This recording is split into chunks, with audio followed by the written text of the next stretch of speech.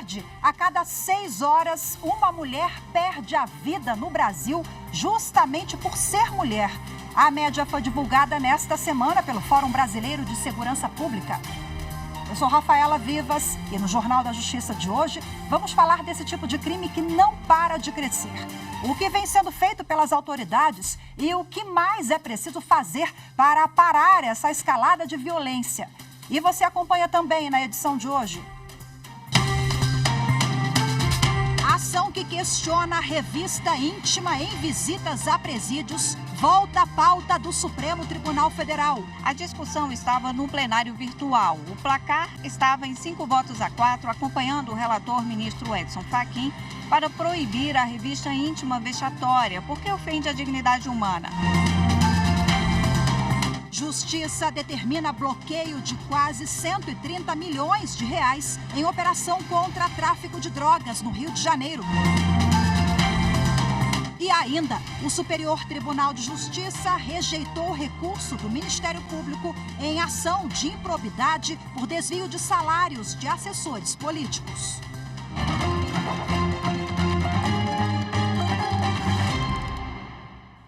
O plenário do Supremo Tribunal Federal deve julgar hoje se a revista íntima em estabelecimentos prisionais viola os princípios da dignidade da pessoa humana e da proteção à intimidade, honra e de imagem do visitante. O tema estava no plenário virtual, mas um pedido de destaque do ministro Gilmar Mendes será analisado pelo plenário físico. O caso tem repercussão geral reconhecida. Acompanhe na reportagem de Carolina Chaves. Trata-se de um recurso do Ministério Público do Rio Grande do Sul contra a decisão do Tribunal de Justiça do Estado, que absolveu uma mulher acusada de portar 96 gramas de maconha no corpo para entregar ao irmão preso no Presídio Central de Porto Alegre. A absolvição pelo Tribunal Gaúcho levou em conta que a prova foi produzida de forma ilícita, porque a mulher foi submetida à revista vexatória ao visitar o irmão. O MP alegou que a Justiça Gaúcha prestigiou os princípios fundamentais para garantir a imunidade criminal a quem tenta levar drogas para o presídio. A discussão estava no plenário virtual. O placar estava em 5-4, acompanhando o relator ministro Edson Fachin para proibir a revista íntima vexatória, porque ofende a dignidade humana. O ministro entendeu que é vedada e inadmissível a prática vexatória da revista íntima sob qualquer forma ou modo de desnudamento de visitantes. Além disso, o relator entendeu que qualquer prova obtida dessa forma é ilícita e que não há justificativas por parte do presídio por não usar equipamentos eletrônicos e radioscópicos nas revistas. Por causa do pedido de destaque pelo ministro Gilmar Mendes no plenário virtual, a discussão, que volta ao início, será analisada no plenário físico. Os ministros que já se manifestaram podem mudar o voto. O Superior Tribunal de Justiça rejeitou o recurso do Ministério Público em ação de improbidade por desvio de salários de assessores políticos. Os detalhes com a repórter Marina Campos. A presidente do STJ, ministra Maria Tereza de Assis Moura, não conheceu de agravo em recurso especial do Ministério Público em um caso envolvendo o político acusado de participar de um esquema de desvio de salários dos assessores. A decisão foi tomada em razão da ausência de impugnação de fundamentos específicos da decisão do Tribunal Estadual. No processo está em discussão o pedido de produção antecipada da quebra de sigilo bancário e fiscal do parlamentar, rejeitado pela Justiça Estadual. Na sequência de recursos, o Ministério Público questionou a decisão que rejeitou o pedido de quebra de sigilo por entender que a medida não era necessária para viabilizar a ação civil pública por improbidade administrativa contra o político. O recurso especial do MP foi inadmitido, o que motivou a interposição de recurso analisado pela presidência do STJ. Ao avaliar o caso, a presidente do STJ apontou que o recurso do MP não impugnou especificamente a alegação de violação do Código de Processo Civil, segundo o qual o cabimento de embargos de declaração contra a decisão pressupõe uma omissão do órgão julgador. Ainda cabe recurso desta decisão por parte do Ministério Público, hipótese em que o processo é distribuído para um dos ministros do tribunal. A Polícia Federal prendeu preventivamente uma das principais lideranças de um esquema de invasão de terras indígenas no sudeste do Pará. Lawanda Peixoto Guimarães já foi denunciada pelo Ministério Público Federal por organizar a invasão à terra indígena Apitereua e realizar ataques contra agentes da Fundação Nacional do Índio, a FUNAI, e do IBAMA. Ela foi encaminhada ao presídio feminino de Marabá. Lawanda e o marido dela, Rogério Silva Fonseca, também respondem por crime de concussão no Tribunal de Justiça do Estado de Goiás. Segundo a denúncia, eles teriam exigido o pagamento de R$30 mil por mês ao então prefeito da cidade de Alto Horizonte, para não atrapalhar a administração. Na época, Lawanda ocupava o cargo de vereadora do município e teve o mandato cassado. 10 pessoas foram condenadas por importar e comercializar agrotóxicos clandestinos no Paraná. A decisão da Justiça Federal, além de desarticular a organização criminosa, pede o pagamento de R$10 milhões em indenização por danos morais coletivos. Os agrotóxicos, que têm a comercialização e uso proibidos pela Anvisa, eram trazidos do Paraguai em grandes remessas pela organização criminosa. A carga entrava pela região de fronteira no Paraná e depois era distribuída em todo o país. As condenações dos 10 suspeitos são resultado da Operação Terra Envenenada. Segundo o Ministério Público Federal, os criminosos vendiam os agrotóxicos clandestinos a preços mais baixos que os produtos nacionais regularizados, desconsiderando os perigos para a saúde humana e o meio ambiente. Com a condenação da Justiça Federal, somadas, as penas dos envolvidos podem chegar a 190 anos, além do pagamento de mais de R$10 milhões a título de indenização por danos morais coletivos. Em Cuiabá, o Judiciário de Mato Grosso promoveu mais uma ação para ajudar a preservar o meio ambiente. Lojistas e clientes de um shopping, eles receberam mudas de plantas. Saiba como foi na reportagem de Fernanda Fernandes. Quem mora em Cuiabá e possui carro, certamente já passou pelo desconforto de sentir aquele calorão quase insuportável na casa dos 50 graus ao entrar no carro que estava estacionado assim em um local aberto, sem cobertura como esse durante o dia. Mas olha, se existe uma maneira prática, sustentável, simples, de médio a longo prazo de resolver ou pelo menos amenizar essa situação, é plantar árvores. Quanto mais árvores tiver, mais sombra terá, mais sequestra carbono, mais filtra o ar que você respira, melhor para se viver, um ar mais puro. Portanto, é uma eliminação de uma ilha de calor. Então, quanto mais, melhor.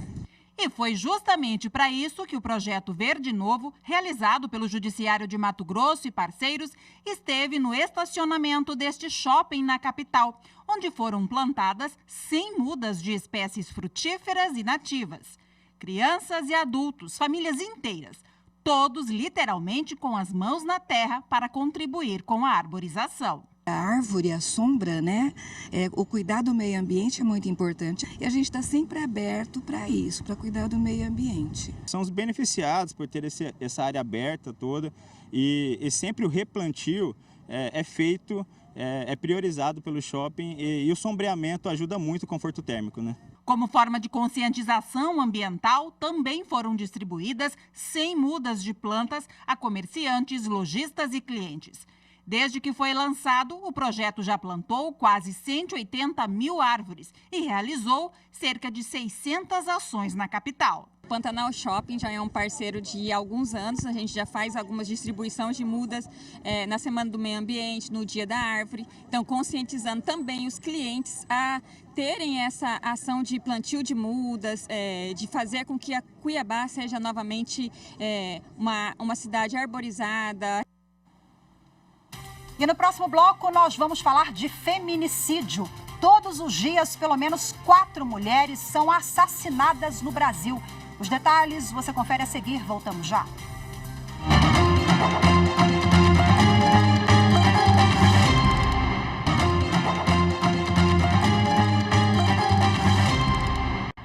Quatro mulheres foram vítimas de feminicídio por dia no Brasil, somente nos 6 primeiros meses do ano. O dado é alarmante e foi divulgado pelo Fórum Brasileiro de Segurança Pública. Essa é a maior incidência de casos registrados desde 2019. Os detalhes você confere na reportagem de Bruno Silveira.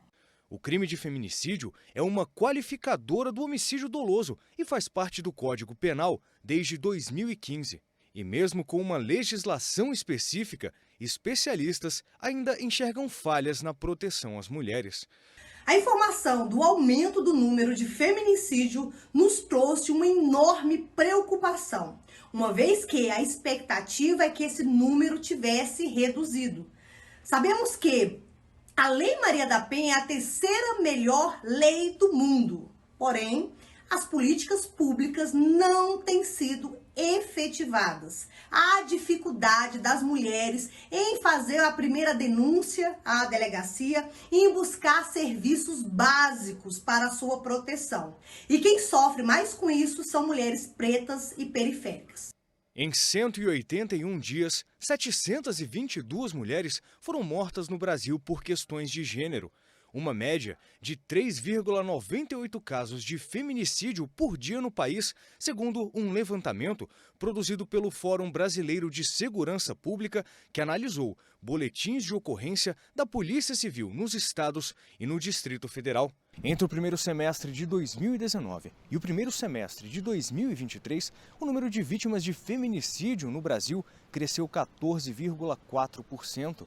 O país rompeu pela primeira vez a barreira dos 700 casos por ano em 2022. Neste ano, as 722 ocorrências registradas entre janeiro e junho já superam as do ano passado inteiro em 2,6%. O levantamento do Fórum Brasileiro de Segurança Pública mostra que em 4 regiões do país, os casos de feminicídio apresentaram uma pequena queda em relação a 2022. A exceção foi o Sudeste, que teve um aumento de 16,2% na ocorrência dos crimes contra mulheres. Só em São Paulo, o crescimento foi de 33,7%.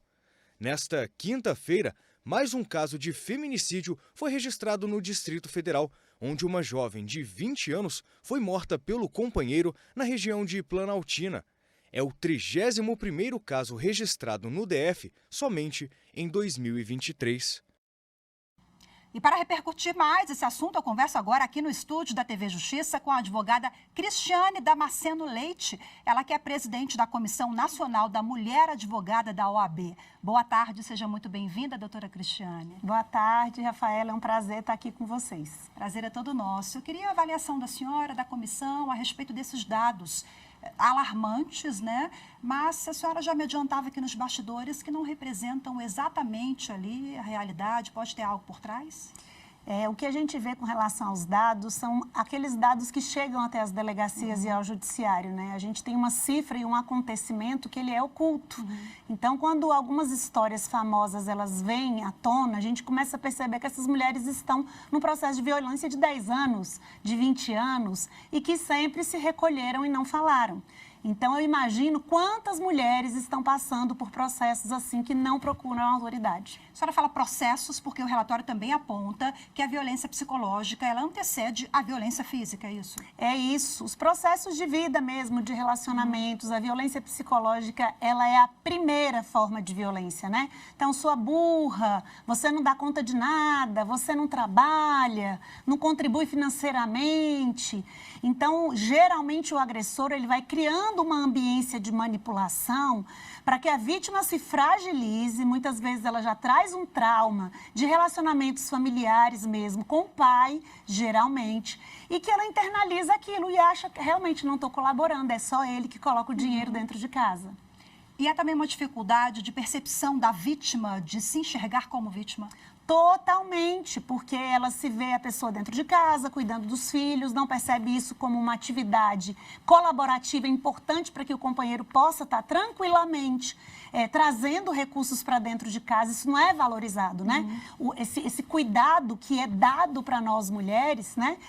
Isso não é valorizado e não é contado dentro da relação, é como se fosse uma obrigação dela.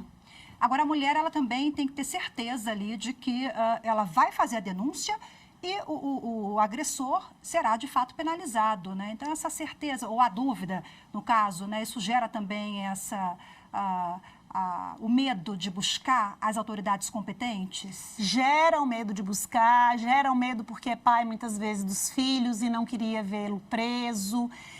Infelizmente, as nossas delegacias não são lugares acolhedores para esse tipo de dor, né? Então, você vê muitas vezes a mulher chegando descalça, fica na frente de um agente policial, exposta aos outros casos que estão sendo apurados. Em alguns estados, a gente tem as chamadas salas rosas, que são salas onde a mulher é encaminhada com uma psicóloga, um assistente social. Só que, assim, a Lei Maria da Penha, Rafaela, já tem mais de 10 anos. Como que esse tipo de cuidado já não foi implementado em todo o país como algo que é prioritário para a sobrevivência de nós mulheres? Como é que vem sendo a atuação de vocês, da comissão, na implantação de políticas públicas? Porque nós temos um país continental, a gente sabe que na prática é difícil, mas os estados precisam agir também, né? Precisam agir, precisam encarar isso como algo importante. Acho que a OAB tem sido protagonista em muita coisa com relação às mulheres. Somos a primeira instituição do sistema de justiça paritária. Eu sou a primeira mulher negra que ocupa essa função de representação de mais de 700 mil mulheres e que sou ouvida, estou nas mesas de decisão, né? Temos 5 presidentes mulheres. Hoje nós temos uma lei que pune os assediadores, porque as mulheres advogadas deixam de estar nos espaços, porque são assediadas moralmente, sexualmente. Essa lei foi aprovada em 80 dias, porque o nosso presidente Beto Simonetti, humanista como ele é, ele trouxe a pauta de gênero como uma pauta prioritária da gestão dele. E nós só temos ganhado com isso espaço. Agora vamos implementar a perspectiva de gênero nos julgamentos, porque dentro desse processo judicial, muitas vezes, Rafaela, nem o juiz consegue enxergar a mulher naquela situação. Então você precisa fazer com que esse juiz coloque uma lente de gênero. E a OAB já traz isso para os seus julgamentos internos. Para finalizar, quais são os avanços no que se refere ao arcabouço jurídico hoje para frear o feminicídio e a violência contra a mulher e os gargalos? Aqui, na verdade, nós já temos leis. Nós já temos uma lei do feminicídio, nós já temos a lesão corporal, nós já temos tudo em termos de lei penal. O que precisamos é da política pública inserida nisso. Então, o Poder Executivo precisa tomar as rédeas federal, estadual, municipal dessa pauta. Voltar com a Casa da Mulher Brasileira totalmente estruturada. Tirar a mulher de dentro de casa com os filhos não é algo fácil. A gente precisa ter assistentes sociais para acompanhar esse processo, psicólogas. Alguém precisa entender que nós não podemos mais morrer por sermos mulheres. O aumento não está relacionado, então, à falta de leis? Não, mas à falta de estrutura do Poder Executivo de acolhimento dessas mulheres que passam por esses processos. Perfeito, doutora Cristiane, muito obrigada pela sua participação, pelas reflexões todas conosco. Boa tarde, até a próxima. Obrigada. A seguir, você vai conhecer um projeto de Mato Grosso que tenta conscientizar homens que praticam violência contra as mulheres. A gente volta já.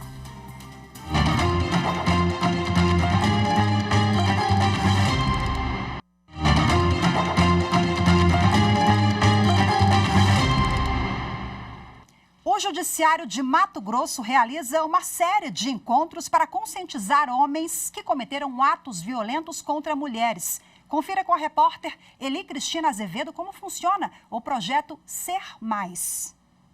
O projeto Ser Mais, desenvolvido no Fórum de Várzea Grande há 2 anos, oportuniza novos aprendizados a homens que respondem por crimes tipificados na Lei Maria da Penha. A proposta é trabalhar a conscientização e a reflexão sobre atos violentos. São abordados diversos assuntos: saúde do homem, saúde mental, comunicação não violenta.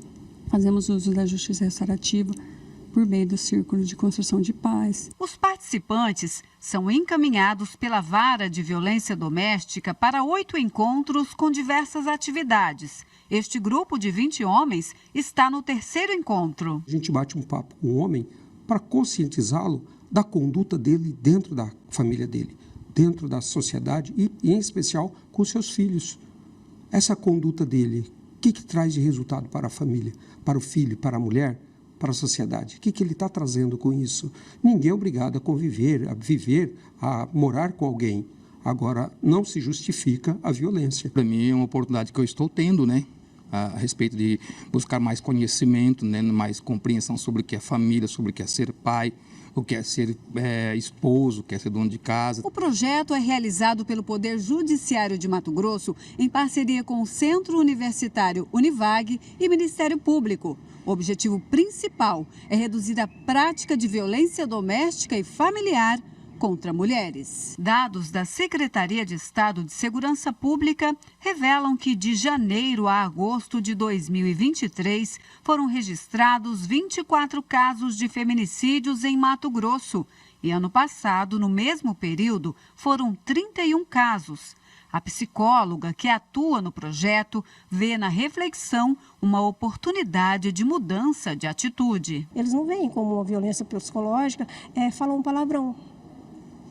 Você percebe? E aí depois que a gente começa a explicar para eles sobre o que é uma violência psicológica, o que é uma violência moral, patrimonial, física, aí é que eles começam a ter a clareza que eles podem ter cometido, sim, um ato de violência. E é isso que é a finalidade do projeto SER, né? Que eles saiam daqui um ser melhor. Os grupos reflexivos também estão presentes nas comarcas de Barra do Garças, Rondonópolis, Sinop, Cuiabá, Mirassol do Oeste, Juína, Cláudia e Sapezal. A Polícia Federal deflagrou hoje a segunda fase da Operação Tamoios, no Rio de Janeiro, que na ação foi autorizado bloqueio de contas bancárias e sequestro de bens para desarticular um esquema de lavagem de dinheiro pelo tráfico internacional de drogas no estado. Bom, a operação de hoje é um desdobramento da deflagrada em agosto de 2021 para investigar traficantes que transportavam cocaína do Rio de Janeiro até Vitória, no Espírito Santo, e de lá a droga era levada por meio de pequenas embarcações e com a ajuda de mergulhadores profissionais para alguns países da Europa. Acompanhe na reportagem de Carolina Chaves. Na operação de hoje, os policiais cumprem 8 mandados de busca e apreensão e 7 de medidas cautelares no estado do Rio de Janeiro e na capital.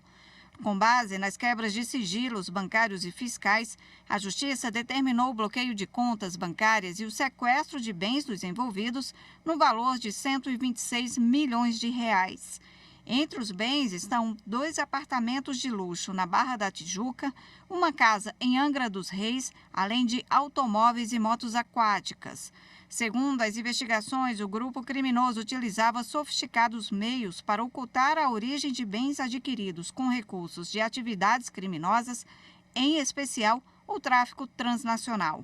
Os objetos apreendidos foram encaminhados para a Superintendência Regional da Polícia Federal, no Rio de Janeiro. O Tribunal de Justiça de Alagoas realizou a Semana da Primeira Infância Quilombola. O repórter André Risco conta que o evento busca garantir os direitos e preservar tradições dessas comunidades.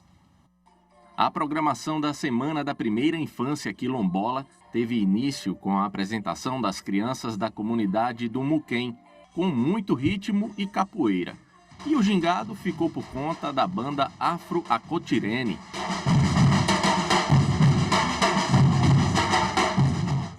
A professora Ana Maria veio acompanhando as 12 crianças do Muquém, com idades de 7 a 9 anos. Segundo ela, desde pequenas, elas já conhecem bem as suas origens e raízes. Ele vai aprendendo, vai resgatando o que tem na sua comunidade e que também, não só quando estiver no 3º ano, no 2º não, a educação infantil já começa, a nossa escola, Pedro Pereira, já começa a ensinar na educação infantil as raízes da cultura quilombola.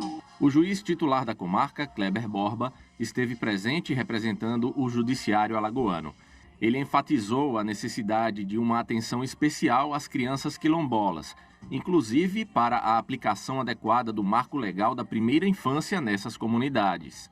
Nós sabemos que essas comunidades, por seus valores, suas crenças, tradições, precisam de uma atenção muito especial, diferenciada, e estamos aqui iniciando hoje, e durante toda a semana, para tratar dessas questões.